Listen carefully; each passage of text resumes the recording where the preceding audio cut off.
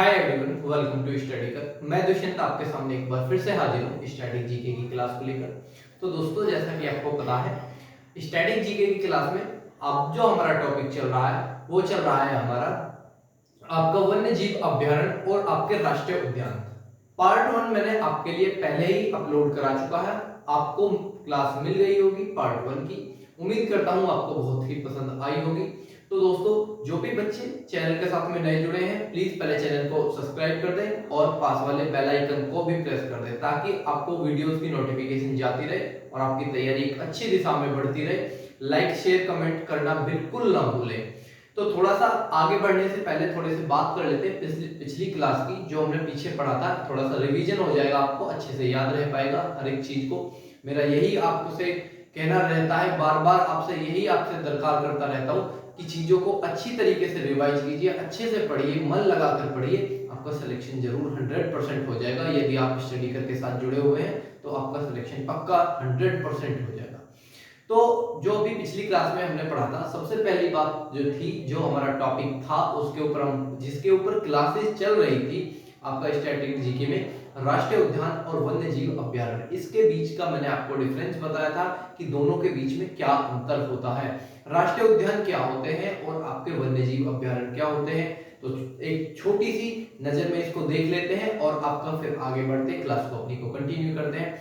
तो आपके जो वन्य जीव अभ्यारण्य होते हैं वो क्या होते हैं, उनमें कोई भी आपकी कानूनी सीमाएं नहीं होती। वन्य जीव अभ्यारण्य में कोई कानूनी सीमाएं नहीं होती है, और जबकि राष्ट्रीय उद्यान में क्या होता है, कानूनी सीमाएं बना दी जाती हैं। आपके वन्य जीव अभ्यारण्य में कोई भी आप मानव गतिविधियां हो सकती हैं, कर सकते हैं वन्य जीव अभ्यारण्य में, लेकिन आप राष्ट्रीय उद्यान के अंदर कोई भी आपकी मानव गतिविधियां नहीं हो सकती हैं। तो ये दो तीन बहुत नेचुरल से, बहुत छोटे छोटे से इनके बीच के अंतर है जो मैंने आपको बताए थे पिछली क्लास में। कोई जिस भी बच्चे को अच्छे से नहीं समझ आ रहा, पीछे के लेक्चर को जाकर प्रॉपर देखे, अच्छी तरीके से उसको समझ आ जाएगा बिल्कुल। और मैंने आपको बताया था वर्तमान में कितने नेशनल पार्क हैं अभी, और कितने आपके राष्ट्रीय उद्यान है, कितने आपके समुद्र आरक्षित क्षेत्र है, कितने बायो रिजर्व है। हर एक चीज को अच्छे से डिटेल से मैंने बताया था, और एक बार फिर बता देता हूं आपको। 106 वर्तमान में आपके राष्ट्रीय उद्यान है, जिसमें अभी हाल ही में रिसेंट में 2021 में रायमोना राष्ट्रीय उद्यान बनाया गया था, जो कि आपका कहां बनाया गया था, असम के अंदर बनाया गया था। 551 हमारे क्या है, वन्य जीव अभ्यारण्य है, और 18 हमारे बायोस्फीयर रिजर्व है। कितने, 18, और 131 समुद्री संरक्षित क्षेत्र है। ठीक है, तो हर एक चीज को अच्छी तरीके से याद कर सकते हैं। IUCN इनके लिए एक विश्व लेवल पे एक संगठन बनाया गया है जो हमारी विलुप्त प्रजातियों का डेटा देता है, आंकड़ा देता है। किसके माध्यम से देता है, रेड डाटा बुक के माध्यम से देता है। IUCN की स्थापना 1964 में हुई है, और जो आपका रेड डाटा जो लिस्ट पहली बार IUCN ने जारी किया था, कितने में किया था, 1969 में पहली बार ये जारी किया था। ये सब चीजें मैंने अच्छी तरीके से आपको पहली क्लास में जो पार्ट 1 है उसमें मैंने अच्छे से दी हुई है, और इसके ऊपर एक पार्ट और आएगा, पार्ट 3, और ये आपके सारे के सारे जितने भी वन्य जीव अभ्यारण्य और राष्ट्रीय उद्यान है पूरे ऑलमोस्ट कंप्लीट हो जाएंगे आपके पार्ट 3 में। तो आइए करते हैं स्टार्ट अपनी क्लास को। बहुत ही मजा आने वाला है, बहुत ही बेहतरीन टॉपिक है। इसके ऊपर क्वेश्चन आपके पेपर में बनते रहते हैं, चाहे सेंट्रल गवर्नमेंट हो चाहे आपका स्टेट गवर्नमेंट हो। आइए अच्छे से करते हैं इस क्लास को आगे। आपको टॉपिक पता ही है, पार्ट 2 है हमारा राष्ट्रीय उद्यान। पहली क्लास का सब सेम ऐसे ही है, बस हमारे जो नए आगे कंटिन्यू हमने करे हैं वो लिखे हैं। काजीरंगा राष्ट्रीय उद्यान, जो काजीरंगा राष्ट्रीय उद्यान है कहां पे पड़ता है, आपका असम के अंदर में पड़ता है काजीरंगा राष्ट्रीय उद्यान। स्थापना जो हुई है 1908 में, काजीरंगा नेशनल पार्क की स्थापना 1908 में हुई है। इसका जो कुल क्षेत्रफल है 430 वर्ग किलोमीटर का इसका क्षेत्रफल है, और इसको 1985 में विश्व धरोहर स्थल में सम्मिलित कर लिया गया था। किसको, क्वेश्चन पूछा गया है ये आपका, काजीरंगा नेशनल पार्क को विश्व धरोहर स्थल में कब सम्मिलित किया गया था, तो 1985 में इसको सम्मिलित कर लिया गया था। 1916 तक ये क्या था, एक खेल रिजर्व के रूप में जाना जाता था। कौन सा, आपका काजीरंगा नेशनल पार्क 1916 में केवल एक खेल रिजर्व के रूप में जाना जाता था।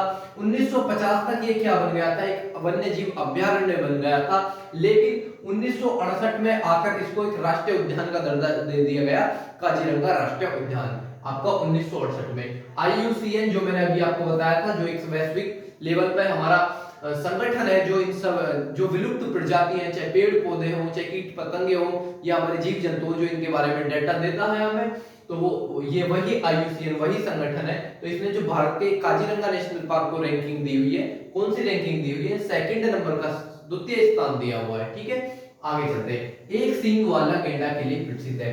क्वेश्चन ये आपकी परीक्षा में पूछा गया है, रेलवे का बहुत ही फेवरेट क्वेश्चन है, कई बार रिपीट हुआ है कि एक सींग वाले गैंडे के लिए कौन सा नेशनल पार्क या कौन सा वन्यजीव अभ्यारण्य आपके लिए प्रसिद्ध है? तो काजीरंगा नेशनल पार्क असम में पड़ता है, जो कि एक सींग वाले गैंडे के लिए काफी ज्यादा फेमस है और पसंद। आगे चलते हैं। आपका केवलादेव घना वन्यजीव विहार, जो केवलादेव राष्ट्रीय उद्यान है, ये आपका पड़ता है राजस्थान के अंदर पड़ता है। स्थापना हुई है 1982 में और इसका क्षेत्रफल 28.73 वर्ग किलोमीटर का इसका क्षेत्रफल है। और इसका अन्य नाम क्या है? भरतपुर पक्षी विहार। इसका जो आपका केवलादेव राष्ट्रीय उद्यान से पहले इसका नाम क्या था? भरतपुर पक्षी विहार है, क्योंकि ये जो आपका केवलादेव राष्ट्रीय उद्यान है कहां पड़ता है? आपका भरतपुर राजस्थान में पड़ता है, तो इसीलिए इसका पहले जो नाम था वो क्या था? भरतपुर पक्षी विहार था। ठीक है, आगे चलते हैं। इसमें गंभीर और वाणगंगा दो नदियां बहती है आपकी केवलादेव पक्षी विहार के अंदर। गंभीर और वाणगंगा दो नदियां बहती हैं। ठीक है, और IUCN ने इसके लिए भी सेकंड स्थान आपका जारी किया है। ठीक है, आगे चलते हैं। आपका तीसरे नंबर का गिर राष्ट्रीय उद्यान, ये काफी बार फेमस है, काफी बार पूछा गया है आपकी परीक्षा के अंदर। तो कौन सा है आपका? गुजरात राज्य के अंदर ये पड़ता है। स्थापना हुई है 1965 में। कुल क्षेत्रफल 1412 किलोमीटर का इसका कुल क्षेत्रफल है और एशियाई सिंह के लिए प्रसिद्ध है।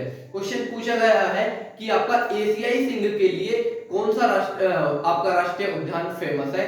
तो आपका गिर राष्ट्रीय उद्यान, जो कि गुजरात के अंदर पड़ता है, बहुत ही ज्यादा आपका ये एशियाई सिंह के लिए प्रसिद्ध है, माना जाता है। ठीक है, कुल जो इसमें संख्या है आपके, जो एशियाई शेर की जो संख्या है, सिंहों की संख्या है 312 की संख्या हो चुकी है बढ़कर, पहले कम थी लेकिन अब बढ़ गई है इसमें संख्या, 312 हो चुकी है। और IUCN ने इसको भी आपका द्वितीय स्थान दिया हुआ है।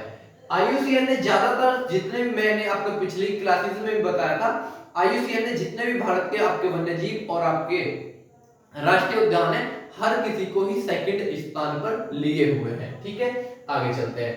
बांदीपुर राष्ट्रीय उद्यान, तो बांदीपुर राष्ट्रीय उद्यान आपका पड़ता है कर्नाटक में। स्थापना हुई है इसकी 1974 में इसकी स्थापना हुई है।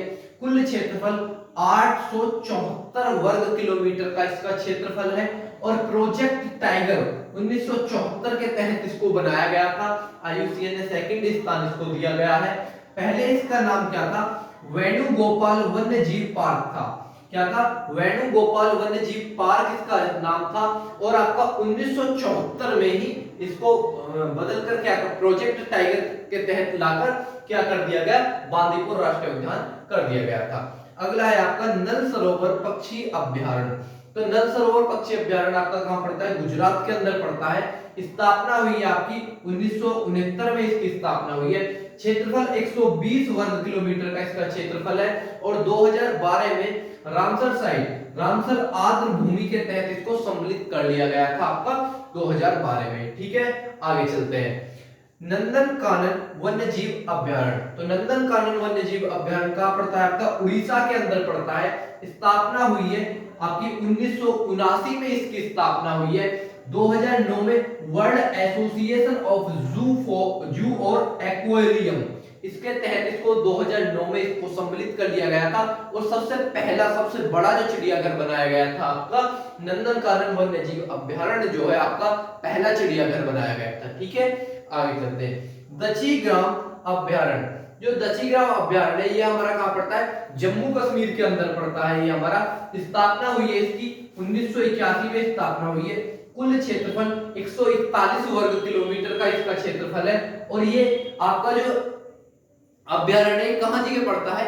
ये डल झील के किनारे आपका पड़ता है जम्मू कश्मीर के अंदर। ठीक है, IUCN ने इसके लिए भी सेकंड स्थान जारी किया हुआ है। जो केवलादेव राष्ट्रीय उद्यान है, इसके लिए एक फैक्ट काफी बार पूछा गया है, जो साइबेरियन शार्क होता है, जो कि साइबेरिया से उड़कर हमारे आपको बरसात और सर्दियों के मौसम में कहां जगह आ जाता है, तो आके जो निवास करता है किस राष्ट्रीय उद्यान में या किस पक्षी विहार में आकर निवास करता है? केवलादेव घना पक्षी बिहार के अंदर आकर ये निवास करता है। काफी डीप और काफी एक अच्छी परीक्षा में पूछा गया ये क्वेश्चन है जो मैंने आपको अभी ये बताया है। तो दोस्तों उम्मीद करता हूं कि ये वीडियो सेशन आपको पसंद आया होगा। वीडियो पसंद आई तो वीडियो को लाइक करें, शेयर करें, कमेंट करें और चैनल को जरूर सब्सक्राइब करें। Thank you for watching.